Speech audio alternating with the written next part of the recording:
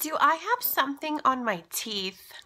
Has this ever happened to you? You put on your lipstick and then like 5 minutes later this happens to you? That's horrible. And you don't know it and you're sitting there talking and you have lipstick on your teeth. Okay, quick tip. First, let me get this off because it's gross.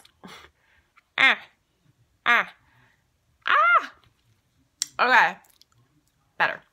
Quick tip for you. Maybe you didn't know this. You put on your lipstick, right?